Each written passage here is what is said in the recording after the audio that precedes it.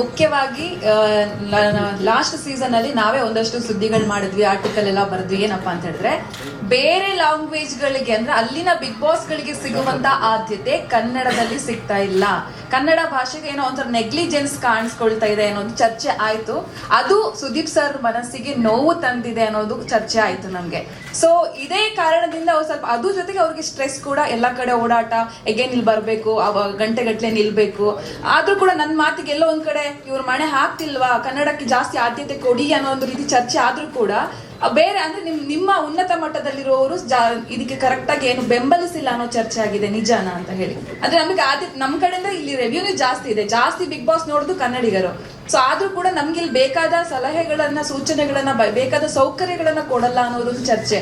ಹೌದಾ ಅಂತ ಹೇಳಿ ಅದು ಸರ್ ಮನಸ್ಸಿಗೆ ನೋವಾಗಿದೆ ಅನ್ನೋದು ಚರ್ಚೆ. ಇಲ್ಲ ಒಂದು ಶೋ ಮಾಡುವಾಗ ಈ ಮಾರ್ಕೆಟಿಗೆ ಏನೇನು ಬೇಕು ಕಂಪ್ಲೀಟ್ ಅನ್ನು ಹಾಕಲೇಬೇಕಾಗುತ್ತೆ.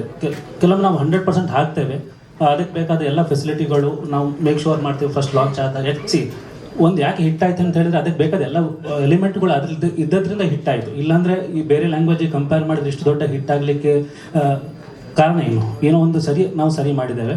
ಬಟ್ ಅವರ ಕ್ವಶನ್ ಏನಿತ್ತಂದರೆ, ಓಕೆ ಇನ್ನೂ ಬೆಟರ್ ಮಾಡಬೇಕು, ಬೇರೆ ಮಾರ್ಕೆಟಿಗಿಂತ ನಮ್ಮ ಶೋನ ಎಲ್ಲರೂ ತಿರುಗಿ ನೋಡಬೇಕು ಅಂತ ಒಂದು ಉದ್ದೇಶದಿಂದ ಅವ್ರು ಏನು ಹೇಳಿದರು, ಅವ್ರು ಆ್ಯಕ್ಚುಲಿ ಸಜೆಷನ್ ಆಗಿ ನಾವು ತಗೊಂಡು ಅವ್ರು ಡಿಸ್ಕಸ್ ಮಾಡಿ ಏನು ಬೆಟರ್ ಮಾಡ್ಬೋದು ಈ ಸೀಸನಲ್ಲಿ, ಅದನ್ನೆಲ್ಲ ಈ ಸೀಸನ್ ಅಳವಡಿಸಿ ಕಳೆದ 11 ಸೀಸನ್ಗಿಂತ ಬೆಟರಾಗಿ 12 ಸೀಸನ್ ಬರ್ತೇವೆ, ದೊಡ್ಡ ಮಟ್ಟದಲ್ಲಿ ಬರ್ತೇವೆ. ಅಷ್ಟು ಹೇಳಲಿಕ್ಕೆ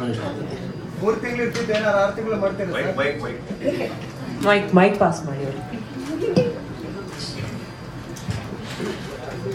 ಆ್ಯಕ್ಚುಲಿ ಬಿಗ್ ಬಾಸ್ ಅಕ್ಟೋಬರಲ್ಲಿ ಶುರು ಆಗ್ತಿತ್ತು, ಜನವರಿಗೆ ಎಂಡಿಂಗು ಆ ಒಂದು